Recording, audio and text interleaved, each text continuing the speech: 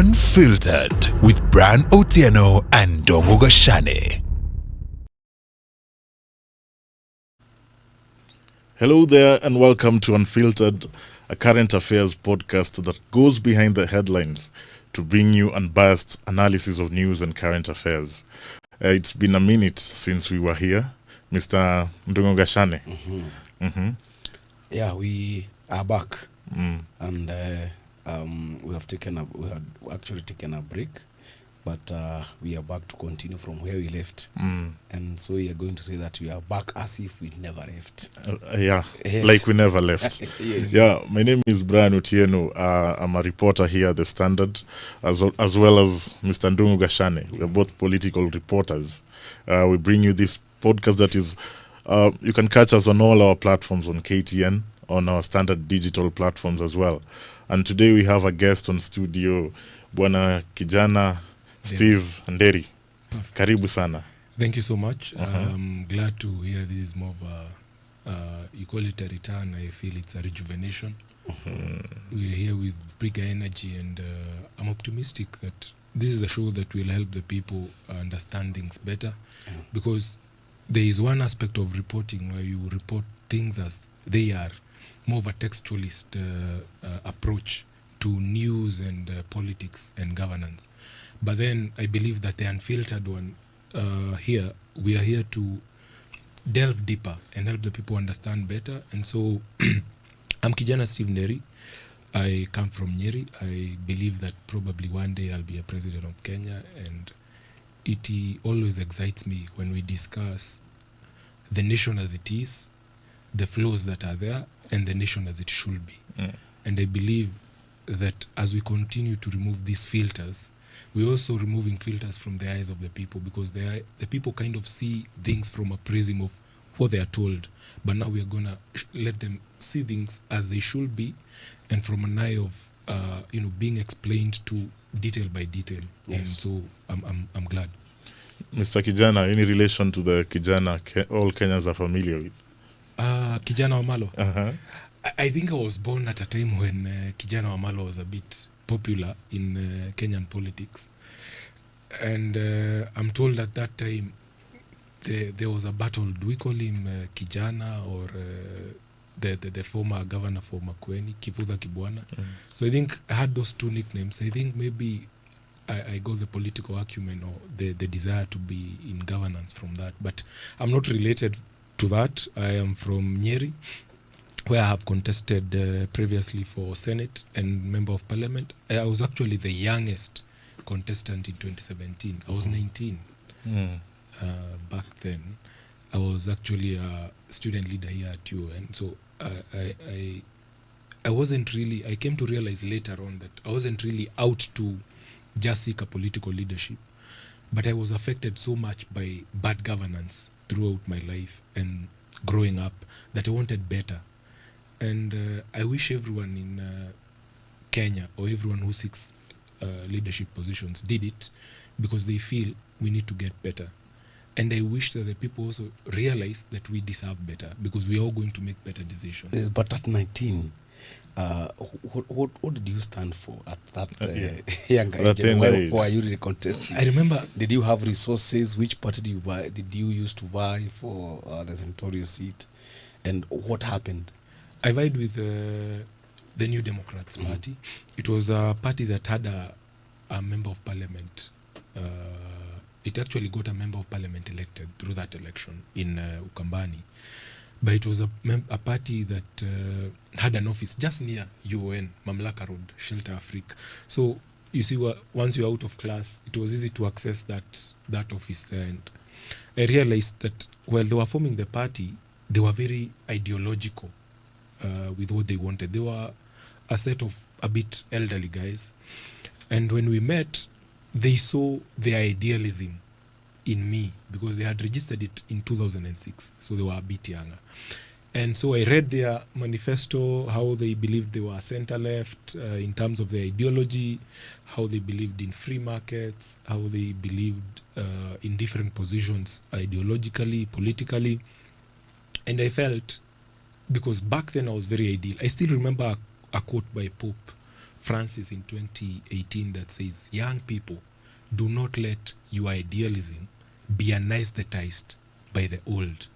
Apparently, once you join politics in Kenya, you join at my age, as I joined, when you're very ideal. I was all there doing Marxism, Leninist kind of ideologies, the bourgeoisie versus the proletariat, that kind of ideas that you want to overturn things. And then, unfortunately, just as the Pope asked us not to do, you get anesthetized. That idealism over time goes and you realize, so I can't be elected without supporting the political demagogues from my region so that I can be in their party and get elected. And then gradually I give up and then I join them. But I feel something in me tells me, don't join them yet. Don't join them yet. Don't join them yet. So how do you hope to get to the presidency without joining them? Abraham Lincoln tried so many times, but he eventually got there. I don't know. I hope I don't get there at 70. I would hope it to be sooner. But right now, if you look at the dynamics in the mountain, we have come from a kingship of a quote unquote kingpinship of President Uhuru Kenyatta. Apparently, we are not. I wish we were advancing or doing better. Honestly, we are not doing any better. So I can imagine, for as long as we keep getting such kingpins who really, I have nothing against them, but I feel that they do not represent the ideals that I believe in. And that was the reason why in 2017, when everyone was supporting President Uhuru in my region, my party was supporting Raila Odinga, and I actually personally voted for him. So, and then I remember there was a repeat election in November. So I was like, I used to hear that there used to be some, the gods of Odhamaki from the region. So I remember when I went to vote, after voting for Raila Odinga, I cast my personal Senate vote in an MCA ballot box. So I was like, are these gods punishing me for this? So I kind of realized these are systems that have been so much deepened in our culture that our people believe we need to have someone giving us direction. And what happens when the character and the personality of that person lack integrity or lack vision, then all of you are going to follow that person. So you'll be like the parable where if you follow a blind man, he will lead you to the ditch. And that is what happens with kingpin politics. And it's what I believe we, the young generation, especially considering this Gen Z movement, I still feel we are yet to achieve a convincing power to the people, especially to our parents, and even the local Gen Zs. If you go to the local Gen Zs, they support their kingpin. Wherever our kingpin tells us, they do support their kingpins. So But Steve, even before you continue, do you think it is going to get any better in terms of if you look at the pattern, the country's pattern of voting? We are talking about a region where there are gods of what you're calling Udhamaki. I think they from the kingship of the previous president Uhuru Kenyatta, we can now see where this region, Mount Kenya region, is heading to. You also have Ukambani, where the head of Ukambani generally is none other than Wiper leader Kalonzo Musyoka. was born. We also have the Nyanza region, where Brian comes from. Baba Raila Odinga, as they call him, is the one who called shots there. Mr. Gachane, I'm from Nairobi. I can't claim to be able to see those their thoughts. So do you think that a time will come, even with this generation calling themselves Gen Zs, do you think a time will come, especially in 2027, where we shall vote not because we are being directed to by the regional lords, tribal lords, but because of ideologies and following your, I don't know whether to call it a elitist idea about ideology and what have you, and policies? I feel we are far from that. And I'm in a dilemma. Do I keep believing in what I believe in and push it and stay unelected for I don't know till when? Or do I follow their kingpin and just get to government? It's a very big dilemma because be very honest. It's a deep question. I have to be honest. But I feel, because I am on the ground, you find I interview different people on the ground, and I'm excited. I have hope that 7 out of 10 people that I talk to, and I ask them, are you going to elect a SUTI, as they call it, The 6-piece. the 6-piece from president to MCA, voting one party or following a certain leader? And 7 out of 10 young people will tell you no. If you go to the elder generation, you'll find 4 out of 10 are the ones who think they could embrace that. So if you look at it, we have probably another 20 years until when our people will embrace that. Trust me, if you go to Nyanza, you don't expect them to drop Raila Odinga soon. True, Mr. Nderi. That's a very... in our region, which we are making one of the greatest political downgrades ever, in terms of kingpinship, from Moi Kibaki, you can tell we are really not upgrading. But my point is, the people on the ground believe in that person. And one campaign that I've been on, everywhere I go, every church I go to, every forum I go to, including this unfiltered platform, because I believe I can say it unfiltered, I'm telling people, don't vote aspirants for a certain politician, because those aspirants will not represent your interests. They will go to represent the interests of that kingpin. And so when that kingpin tells them vote yes, just like they have voted yes in the recent past for finance bill, they will keep doing it. So if they want to break that cycle, stop electing parties. In the US, you can tell people elect parties, because the Democratic Party stands for ideals that have not changed for the last 30 years. And they probably aren't going to change. Here, our parties actually, if you didn't know, I once told someone that our parties actually have ideologies that they are required to present at the register of political parties. You'll find that probably UDA is a social democrat party.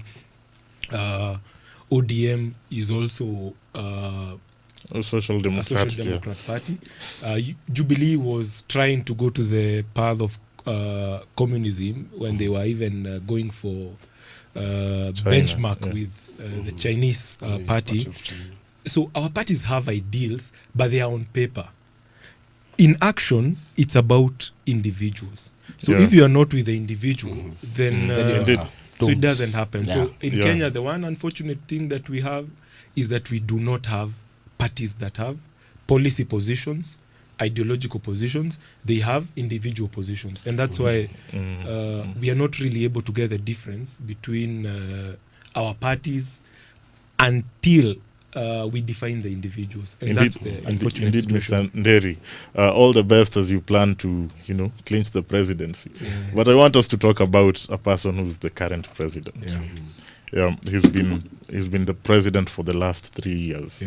As a political scientist, 3 years, gauging a president who has been in office for 3 years, what are some of those things that you would look at to get a sense of what he wants to achieve?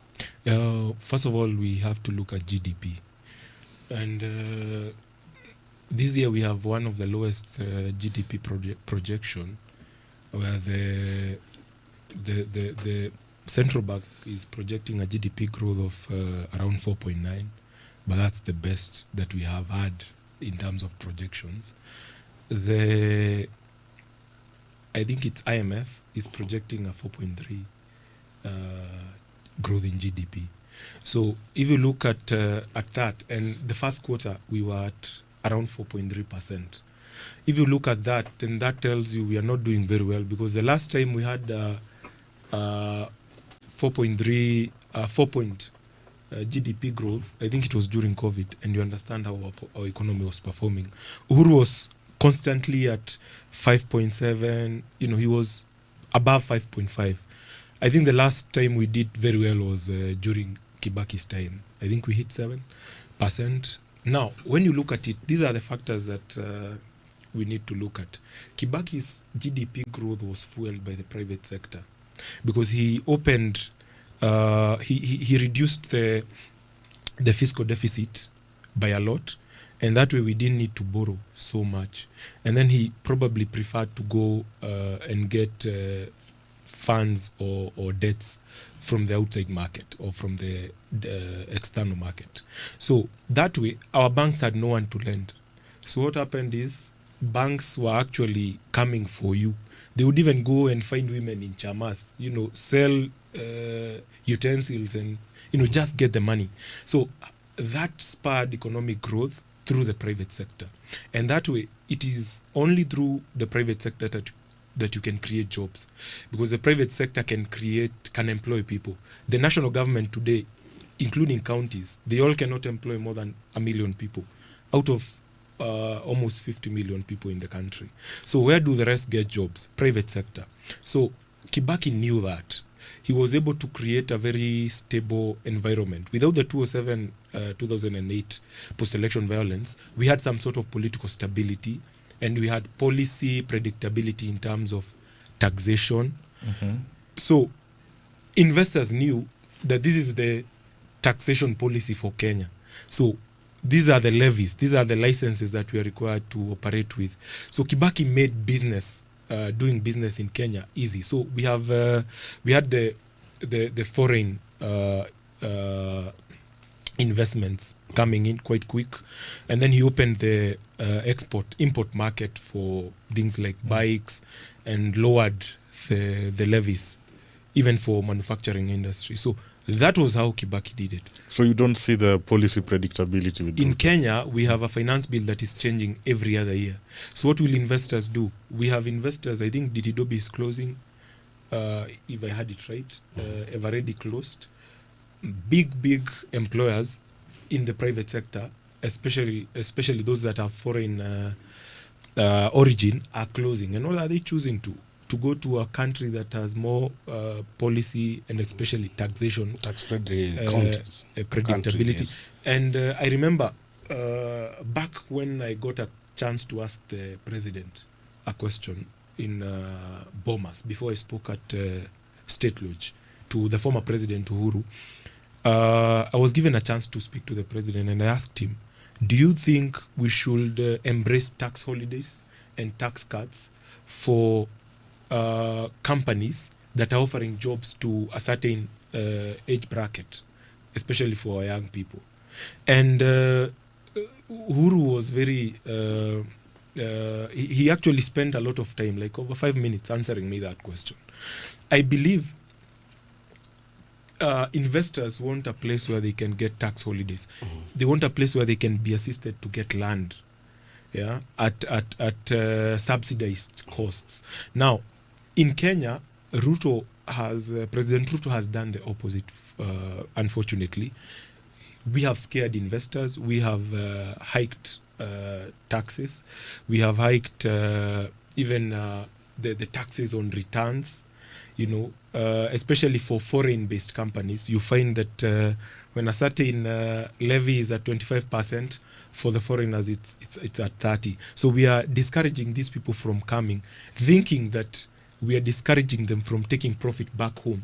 But as a result, we are discouraging them from creating jobs here in Kenya. Yes, but other than the hits, what do you think is Ruto's biggest achievement at 3 years? His biggest achievements, there is this unaffordable housing. It's unaffordable. Yeah. You're calling it affordable or unaffordable? Yeah, unaffordable. We were promised 250,000 units per year, if I'm not wrong. Or I don't know if it was the total, but I remember from the manifesto I read 250,000. Then they scaled it down to 200,000. As at April, we had 11,000 units. I think that's the best that we have. But one thing that I really liked about it, that I have always advocated for, was the recognition of prior learning. It's quite successful, apparently. And also, what is that? Recognition of prior learning is where you are normal fundi or you are a technician without prior training, but with experience. With informal training, not formal training. Yeah. Without formal training, can go and get tested based on the practical experience. Yeah. So they go and do practical exams. So I have seen many people who are uncertified or not formally educated, Yes. but they are getting certificates and they're able to advance and maybe get better jobs, especially for the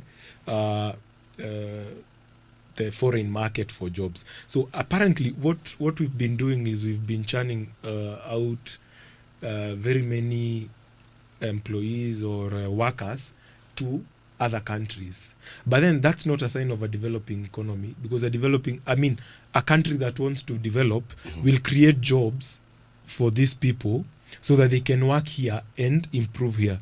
But then it's also quite a hit for them, because we have hundreds of thousands of Kenyans who are out of the country. But I recently heard a lie that we were, I think, having over 500 workers traveling out per day. Of course, that was not going to be possible. But another area, much as the university education has been hit badly with high... the new funding model. Yeah, the new funding model has been unfair, especially to many parents and students in universities.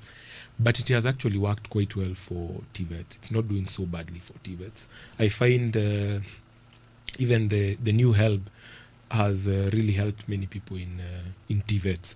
I think it's in line with CBC. I've always been against CBC myself, because I detest any kind of model that encourages a format where everyone is taught to become workers. I have read also, I think Wandi and Joy are also supporting what I've been saying, that the CBC system and also this increased support for TVET and lack of support for universities is aimed at creating people or graduates who are basically workers. You see, university education ideally gives you something like critical thinking. The greatest opposition to the president right now has come from university students and college students, people who are learning. So these people are being taught critical thinking. They are being taught aspects of governance. I think even when you are in school, you learned some basic courses like critical thinking and communication skills that were common to all. So I find it to be a policy, an undeclared policy, to not support a system that is really enlightening our people, because they sounded to be happy when you see your kid there at home just doing this extremely manual jobs, rather than being taught more of how to think, which the 844 was doing. I always believed that the 844 just needed an improvement in terms of pedagogy or the system of teaching, so that it could be better, not that kind of revising. Back to President Ruto's biggest wins, they have really done well with the construction industry, but in terms of government construction, apparently I realized we have had a 10% decrease in cement purchases in Kenya.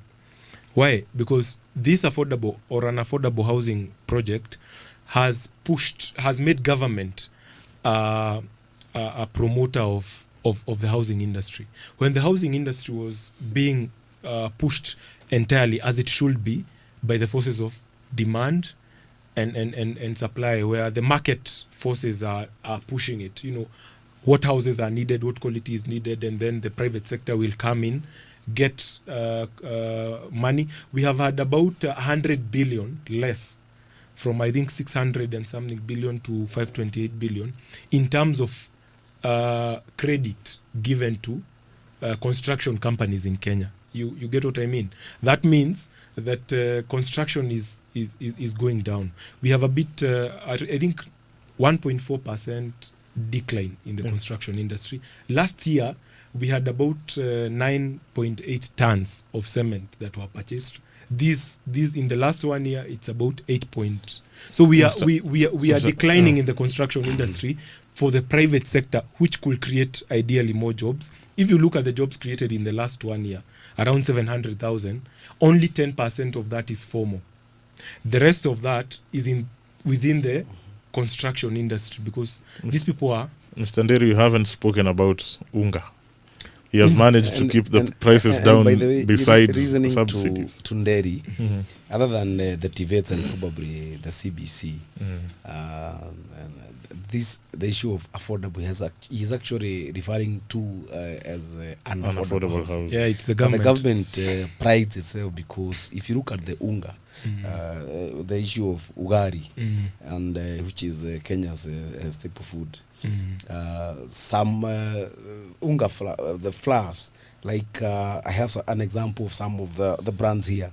Araha Premium, before Ruto took over, was going for 262 shillings, but it is now retailing at 206 shillings. Other brands like Ndovu, it was going for 189 shillings. Now we hit about 150 shillings.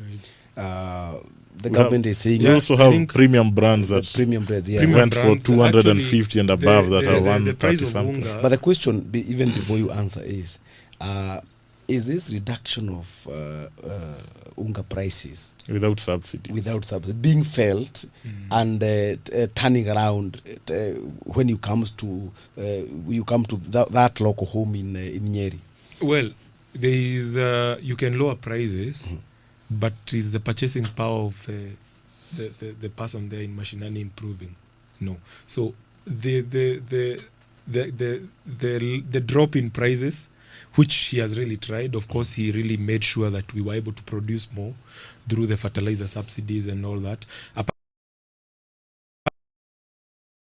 Apparently, in the last 1 year, because of the rains, we have had a decrease in the production of maize. So I expect prices to probably shoot if no subsidies is given, because we are back to how we were producing during the previous regime. So he has really done well with food prices. Inflation, especially on food commodities, has really dropped. And if you look at even cooking oil, as much as it's surrounded by controversy and shady deals that we've seen, which were also there during Moses Kuria's time as the Minister for Trade, much as there has been a lot of corruption around it, he has managed to keep food prices down. But I feel that you would rather buy unga at 280 but be able to buy it. The circulation is also not doing very well. Why? Let's go there. Where we started, that the government right now has increased its borrowing by 10% within the last 1 year. We are now at 11.6 trillion. Yes. Now, what does that tell us? They are borrowing very highly from the domestic market, and they are crowding out the MSMEs. Actually, the MSMEs are not able to access credit right now. So what does that cause? Our people have no money in their pockets, because all those MSMEs are the ones that create circulation there on the ground. So at the end, our people may be having unga at 200 or 150, but they can't buy it. They don't have the money. Yeah. I want us to move on to the next topic, but before then, I want to ask you, on a scale of 1 to 10, how would you rate Ruto's last 3 years? Before I rate him, I would also like to give him some. I don't know what he did. I thought it was going to be a stabilization for a while, but the dollar has been quite stable. And that favors our import market, because for people who want to import, you find that commodities are cheaper when the dollar is more stabilized. But then the unfortunate thing is that I couldn't fail to mention they have really slaughtered the manufacturing industry. Manufacturing has been bad, and we have no subsidies for them. We have subsidies for other issues, but we have no subsidies or assistance, especially in terms of credit and taxation, to our manufacturers. And that gives us a balance of trade that is just so bad. And without a manufacturing industry that is also good, we are not able to create enough jobs, which goes back to purchasing power. So the bad outweighs the good? The bad outweighs the good. I would give him 4 out of 10 for those 3 years. For 3 years. Okay. That's a Yeah. fair. That's quite fair. fair rating. And Is it fair? They're very You fair. consider it fair? Because actually, I would have expected that he's going to give this administration about 3 Why? percent based on what his submissions here. He's Yeah, talking about but other than the issue of the stabilization of the dollar. yeah, Yeah. but And probably the CBC, this guy has almost said that all those other things by this. why I Indeed, give them indeed. 4% Yes. is that well, they are so bad, especially in terms of corruption, because we are losing money. If you look at SHA, we've lost 24 billion. Systems are, loopholes for theft and pilferage of public funds. But looking at it, we are lucky that we are still a country that is stable. And I So- think the president will get the chance to, will get a test in November. And that's our next topic about, Sure. when about 6 constituencies, I believe, Yeah, 6 yeah, constituencies. are holding by elections. And a myriad of wards. We have Yeah. quite a number of wards as well. Yeah, Yeah. yeah, There's- about 20.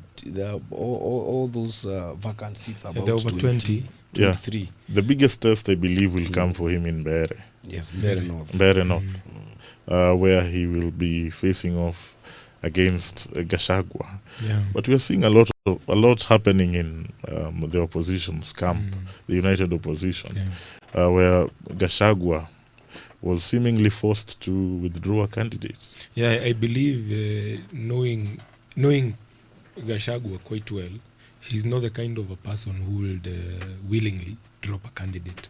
For him to have dropped a candidate, he must have come to the realization that he was maybe not going to win. And right now, Gachagua must be apprehensive or paranoid about losing, because if he starts on a losing tone, then he's going to have lost it. And that was a very strategic move for him, as much as I feel he could have been forced to, because what happens is, if the DP candidate wins, he will celebrate it like his own victory.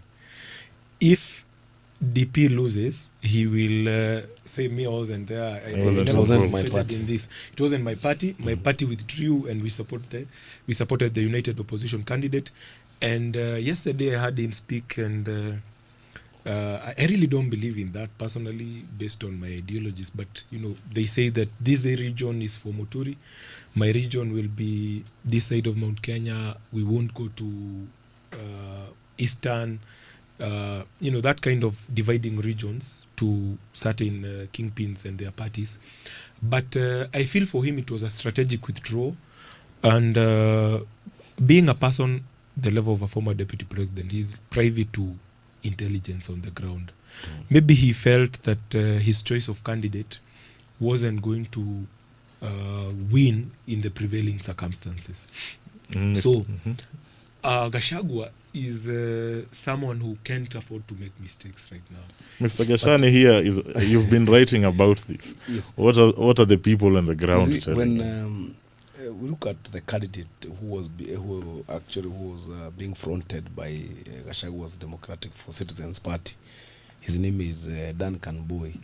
He is actually calling himself Kivoi. Kivoi. And this is The an sledgehammer. independent The sledgehammer. This is an independent candidate who is serving for his third term. He's a member for County Assembly for a ward called the Vurore Ward. And there's another candidate called Newton Kariuki, Elias Newton Karish. In fact, Brian is one of his his biggest fans. He's been in the celebrity Yeah, he's been there for a while.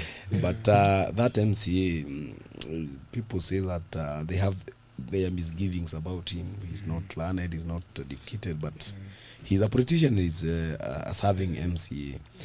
And you see, in Bere North, it's about clanism. There is a clan, there are two major clans that compete against each other. And this particular candidate, who is Mbui, who has now who has actually shifted to Moses Kuria's Chama Chakazi, the CCK. His ward has 20,000 votes, 28,000 votes.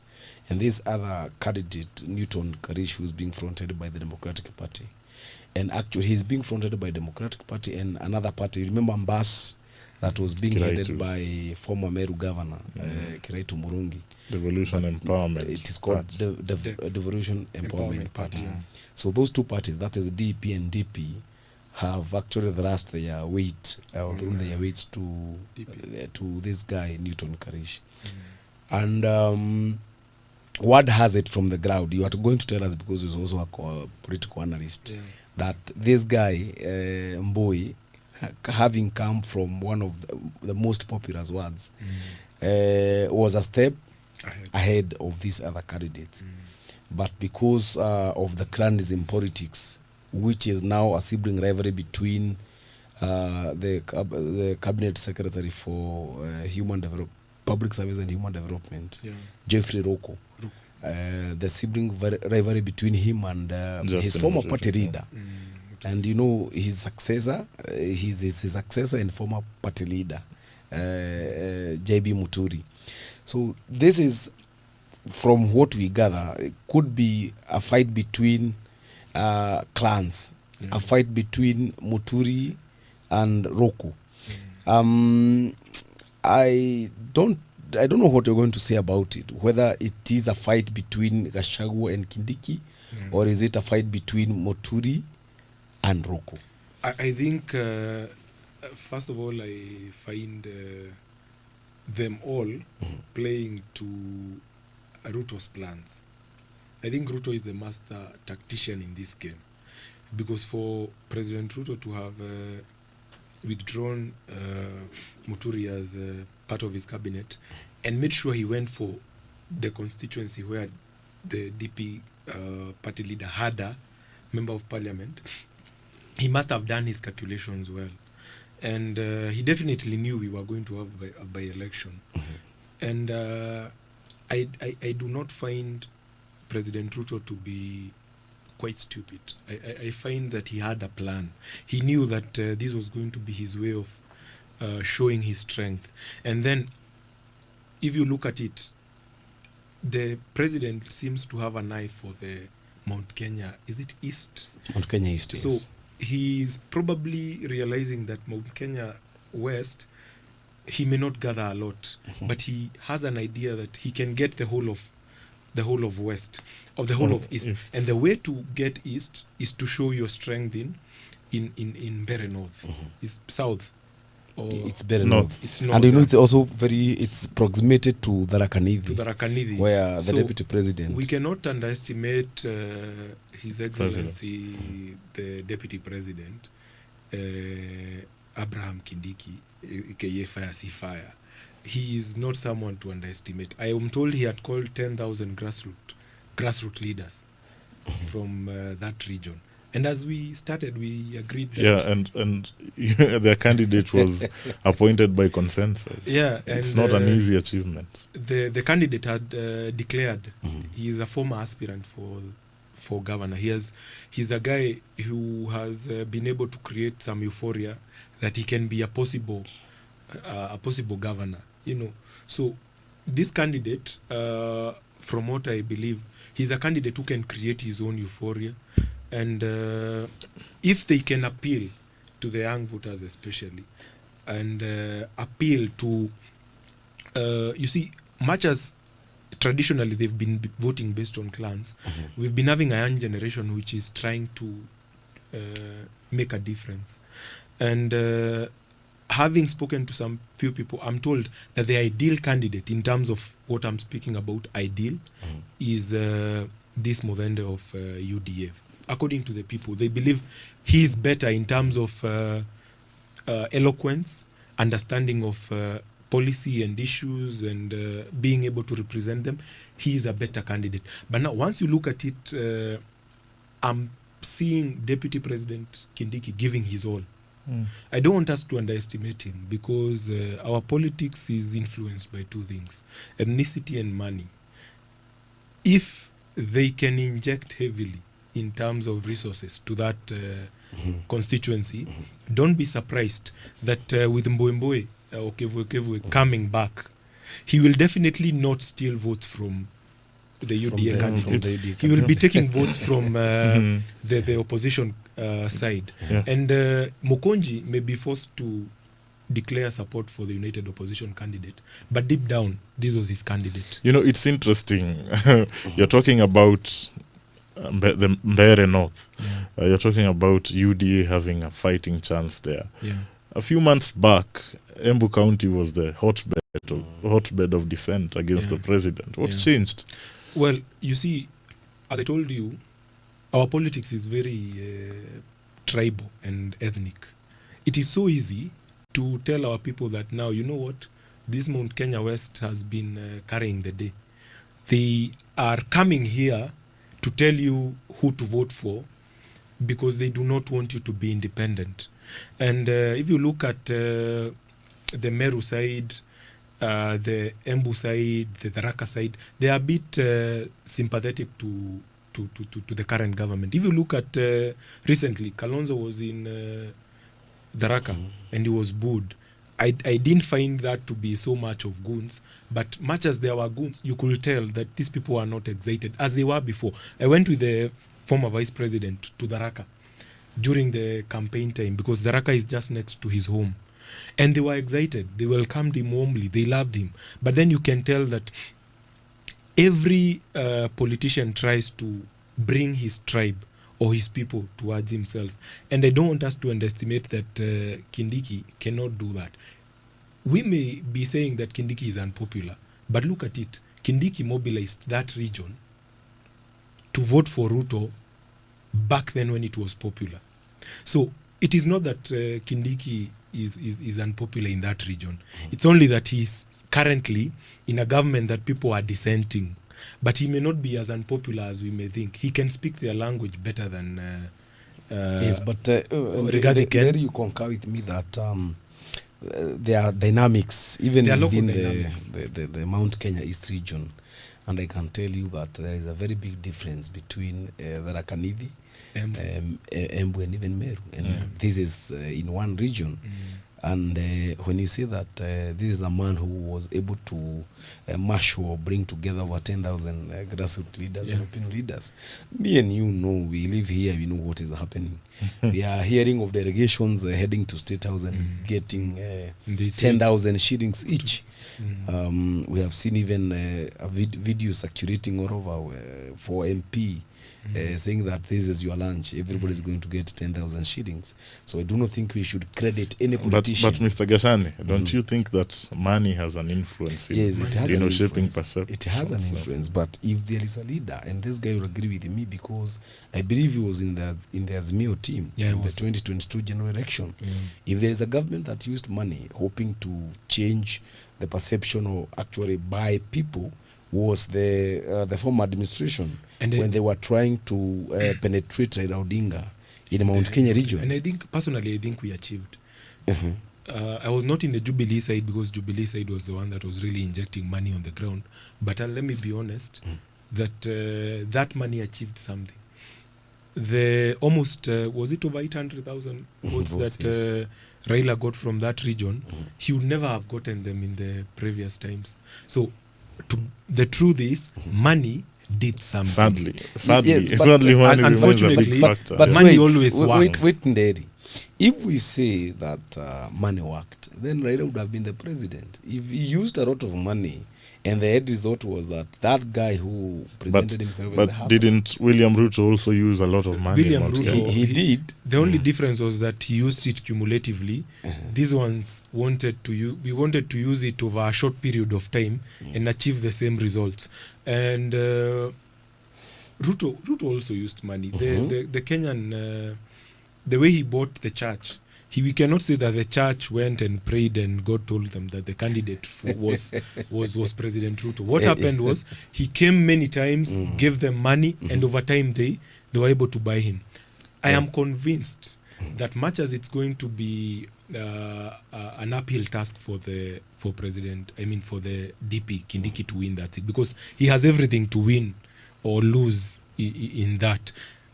If the dynamics of politics in Kenya as we know it are going to work, the opposition candidate would have easily won if it was an actual united opposition. But now we have one candidate, and you've rightfully stated he has been elected as an independent candidate. You don't expect him to come to play. Also, I'm told and from my research is that to win in that constituency, you win with very fine margins. So this aspect of margins and with an aspect of money, because by elections, people don't really come out like the general elections. So there is the aspect of apathy.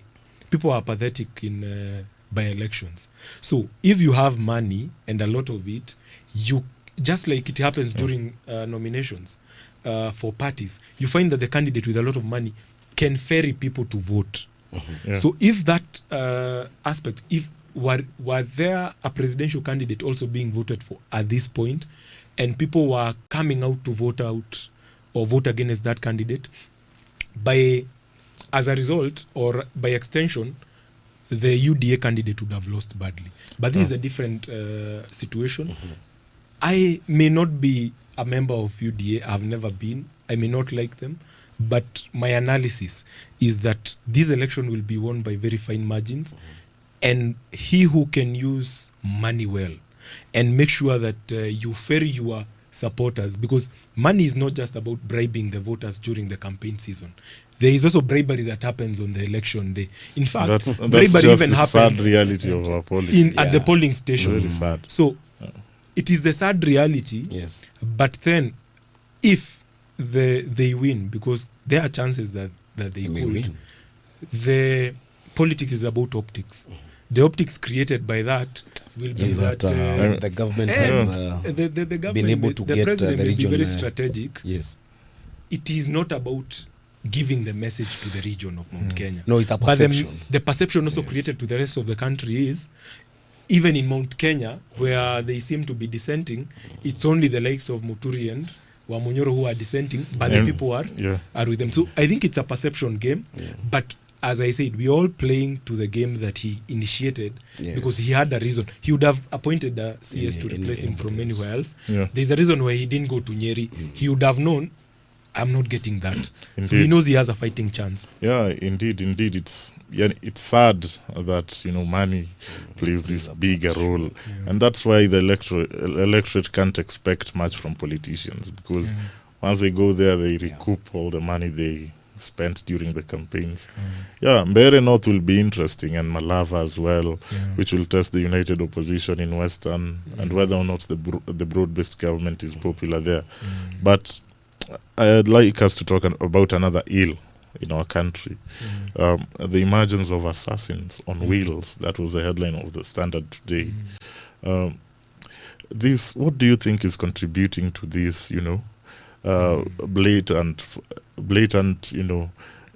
killings? We are seeing assassins on motorcycles. Police are nowhere in sight.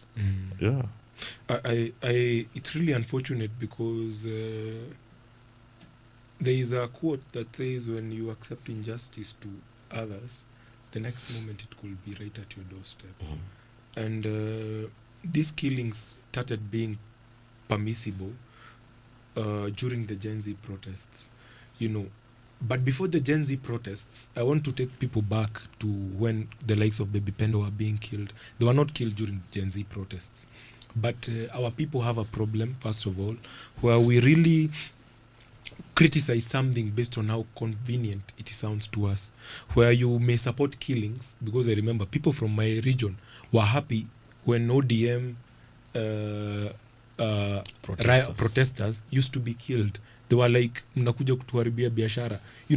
At times, I'm not being unfair, I don't want to really sound wrong, but even the people who didn't have much to lose, they still would say that these people are coming to destroy our businesses. And maybe you don't own any business in Nairobi. And what happened later on? The cycle continued, and the people who are complaining that, who are saying that it's right to kill the others, were also now protesting and being killed. So, first of all, before we address that issue, I would like the people to stand for something, stand against assassinations, killings, no matter who it affects, because the next moment it will be your person. Now, moving forward, I feel we are currently in a government of dealers and not leaders. And there are too many deals, going on in this country. If you look at the leadership circles, and especially, the people we elected, the people who have been appointed, they're always accused of deals. And so, if you look at the story of the former MP who was also assassinated, there was just stories around controversies that were around it. As much as it was very wrong, and it's something that I really condemn, you find that we have people who are ready to fight for wealth and land and money, by all means, even if it means eliminating people. And I feel there is no way tomorrow a peasant will be the one assassinating another. It is always people at the level of the person who has been assassinated, people who are in the level of the deals or engagements that they are in. So you will never have an assassin. It's rare that you will find a Raya who is walking around saying now we will assassinate so and so. So I feel that there is a lot of evil going on in our country, and when the state makes something permissible, I may not accuse the state at this point because no investigations have been done. I may not accuse anyone right now, but I feel that the state has made it permissible to eliminate people that you have issues with, rather than follow the normal justice system. When you see that the state has made it quite permissible for people to kill each other for whatever reason, then how have they done so? How have they made it permissible? What do you exactly mean when you say that? The greatest enforcer of illegal abductions. Those who dissent have been really abducted in the recent past. Some have been found as bodies. Some have fully disappeared. So when that trend comes in, you're making it look like there is no responsibility or accountability for killing. We have a police, we have police bosses. We look at what happened to the DIG. I think he's back at work, right? Yeah. Yet there was a case that was ongoing that he was highly accused of or highly implicated in it. So if you look at it, that... Highly implicated, what do you mean? I mean, highly... I think he was just a person of interest. He was a person of interest. I withdraw that. But he was highly accused of it. And what happens in other countries that have people who have better brains maybe, or who use them better, a person, when you have been accused of certain issues, you step aside fully. You don't just step aside conveniently for a month and then come back. So we have a system that has made it permissible or allowable to do that and run away with it. And therefore, when people, in whichever business deals disagree or feel that you're a threat to maybe my resolve to maybe get unmetered wealth or deals, what they'll do is they'll follow what has been said. So you're saying they are learning from they are learning from government, and I feel had government been taking responsibility, yes, we would have seen convictions by now for people who have been running the abductions, because government knows them. Government is able to investigate. Right now, if government wants to know where I am after I get out of this show, they can track me by my phone. So it is a fact that government can get the killers of the people who have been abducted, people who have been killed previously. But by failing to take responsibility, it protects the killers. So what happens, even in the private sector of killings, then they find that it is easy. You can do this and run away with it. To eliminate your rival. Yeah. That's what you mean. Gachane, I agree to some extent with the great-grandson of the Senior Chief Nderi. and great-great-grandson of the king of the There's something Kikuyu. you're missing. The great grandchildren of corroborator, senior chief. No, senior chief very apparently did collaborate. He was just born as a chief. He became chief at 12. He was born as a chief. You know, imagine you're a chief, you are 12 years, and these Wazungus are telling you now your father is gone. We'll give you a bicycle. Become a chief, you have a bicycle, we are building for you a house. And, what wife do you want? We are going to get the bride price for you. I mean, as a kid, he had nothing to do with it. He was born a chief. We are just victims of circumstances. I was saying I agree with him to some extent. Yes. Because you see this culture of impunity Yeah. that the government has sort of endorsed has given rise to goonism, Yeah. something that is very rampant right now. A few weeks ago when Gachane was returning from the US, we were among those people who were ambushed. Yeah, I was in that car. Yeah, and it wasn't a great experience. And we've seen these goons, evolve to now stealing from Kenyans handbags on the in streets. towns. Reducing the capital city of Nairobi into Sure.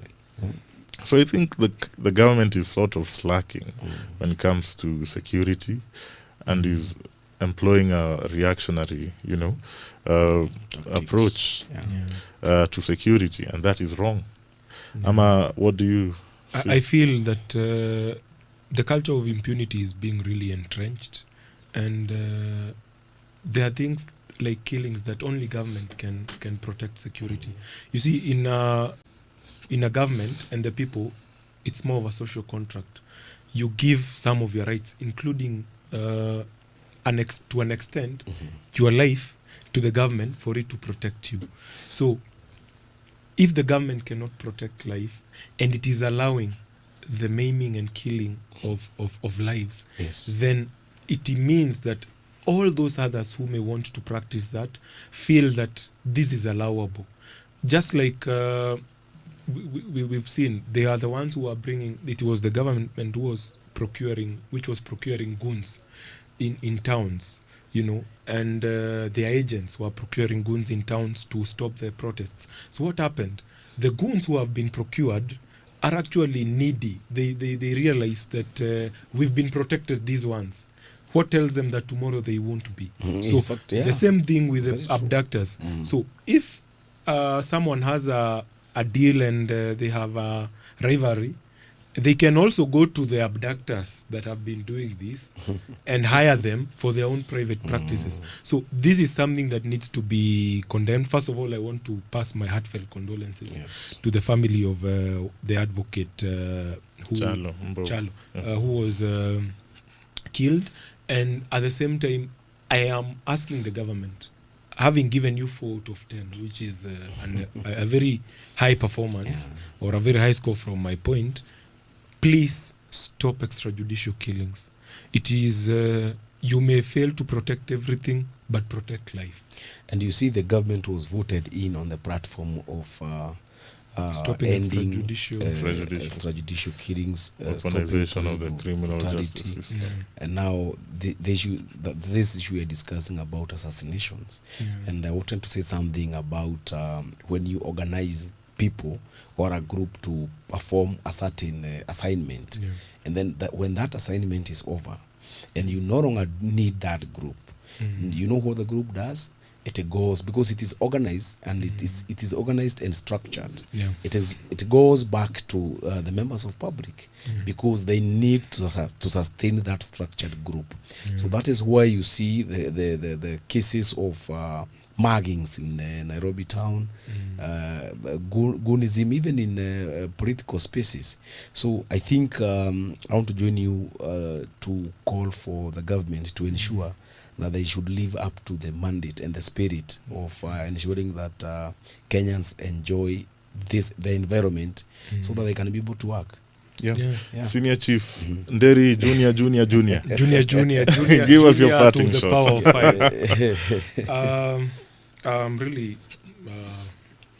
excited to have been part of this unfiltered, and of course, thanks to the Standard Media Group for this kind of opportunities. I have to actually commend the Standard Media. It's been one of the only or the few media which have been carrying out their duties.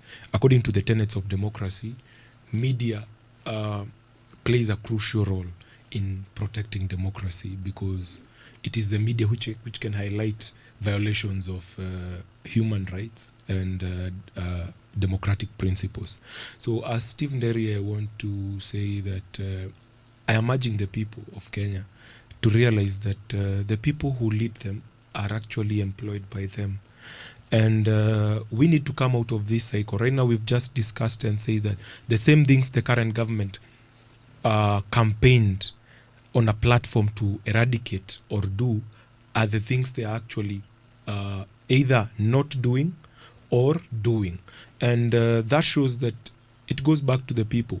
Viongozi or leaders are a mirror of the society, and just like art. So when you have a corrupt leader, it only reflects what kind of a voter you are, because had you been a better voter, you'd have voted for a better leader. So let's continue putting our leaders into account. Let them know that you deserve better governance, and I am hopeful that in the future, as a future president, that we will come out of this politics of just making tribal or money-oriented politics to a politics of ideologies. Let us vote for leaders who stand for something. Before you vote for a leader, what is their position on the economy? What is their position on the democracy, your rights, and everything that pertains you? Don't vote for waves, because political waves are driven by money. To initiate a wave, you need money, you need a tribal narrative. Don't be controlled by narratives. Even right now, to either hate or love another community, let us not accept that. Let us believe that we are all one, and at the end of the day, don't elect a candidate based on your tribe. I believe that I have been a victim of ballots where we are probably 10 of us, but because of party waves, only one candidate or two are looked at. So let us go to a place where we realize that we have millions of Kenyans who are capable of delivering, and let's give them a chance. Okay. And at the same time, don't keep quiet when injustice is happening elsewhere. Indeed. Because tomorrow it may be at your doorstep. That's a good place to end it. Kijana Nderi, it's been a pleasure having you on the show. Thank you. Yeah, that's it from us on Unfiltered. See you next Thursday.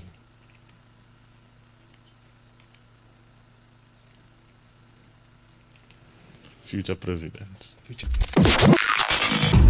Unfiltered with Bran Otieno and Ndung'u Gachane. Unfiltered with Bran Otieno and Ndung'u Gachane.